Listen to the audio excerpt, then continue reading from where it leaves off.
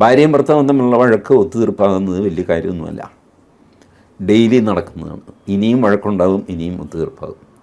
ഗണേഷ് കുമാറിൻ്റെ ഹിസ്റ്ററി ഞാൻ പറയുന്നത്, ഇതൊക്കെ അറിഞ്ഞുകൊണ്ടല്ലേ ബിന്ദു മേനോൻ ഇയാളെ കല്യാണം കഴിച്ചത്.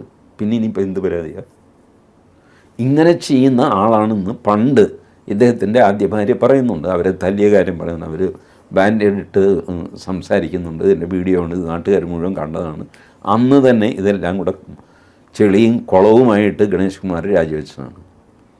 Now what is new about this thing?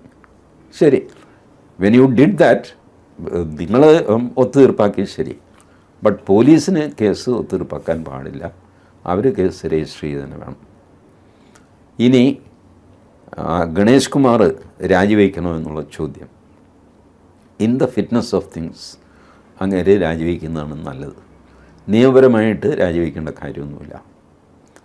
ധാർമ്മികമായിട്ട് രാജിവെക്കണം എന്ന് പറഞ്ഞാൽ, ധാർമ്മികത ഓരോ മനുഷ്യൻ്റെയാണ്, അയാളാണ് തീരുമാനിക്കേണ്ടത്. നിയമത്തിൽ രാജി പറഞ്ഞിട്ടൊന്നുമില്ലെങ്കിലും എനിക്കിനി തുടരാനുള്ള ധാർമ്മിക അവകാശമില്ല, ഞാൻ രാജിവെക്കുകയാണ് എന്ന് പറയേണ്ടതൊരു വ്യക്തിയാണ്. അല്ലെങ്കിൽ പിണറായി വിജയനാണ്.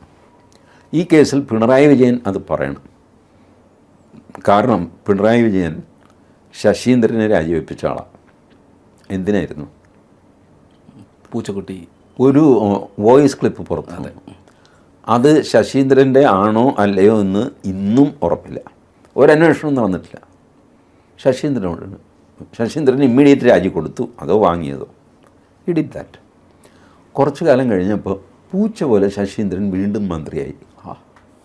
ഇതെന്ത് ധാർമ്മികത? ശരി, അതേ ധാർമ്മികത ഇവിടെ കാണിക്ക്. ഗണേഷ് കുമാറിനോട് രാജിവെക്കും, രാജി നടും. സാർ ഞാനിപ്പോൾ രാജി തന്നാൽ മറ്റന്നാൾ വന്ന് കയറിക്കുമോ? വീണ്ടും സത്യപ്രതിജ്ഞ ചെയ്യാമല്ലോ.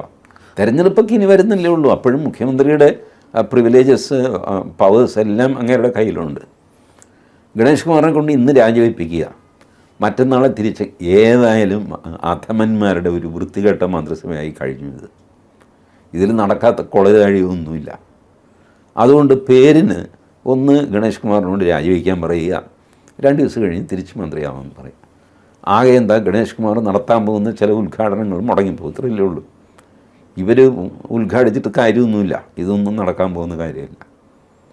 ഞാൻ വയനാട് ചുരമുണ്ടല്ലോ, വയനാട് ചുരത്തിൻ്റെ ഉദ്ഘാടനം മുഖ്യമന്ത്രി പിണറായി വിജയൻ നിർവഹിക്കുന്നു. ഇപ്പം മറ്റേ ഒരു സത്വം പോലത്തെ, യന്ത്രം പോലത്തെ ഒരു മനുഷ്യനും ഇങ്ങനെ വലിയ പരസ്യമാണല്ലോ ഡെയിലി, അയാൾ എന്തൊക്കെയോ ചെയ്യുന്നതായിട്ട്.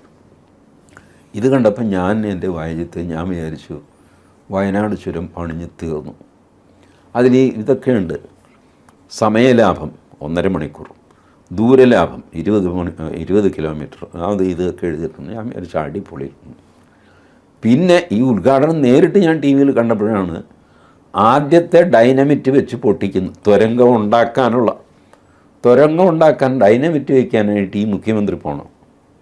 ഇങ്ങനെ എന്താ ഡൈനമിറ്റിൻ്റെ വിദഗ്ധൻ ഇനി ആയിരിക്കുക, സ്ഫോടനത്തിൻ്റെ വിദഗ്ധനായിരിക്കും, നമുക്ക് പറയാൻ പറ്റില്ല. ഇതെന്ത് ഭ്രാന്താണ്? ആദ്യത്തെ സ്ഫോടനം പിണറായി വിജയൻ നടത്തുന്നത്.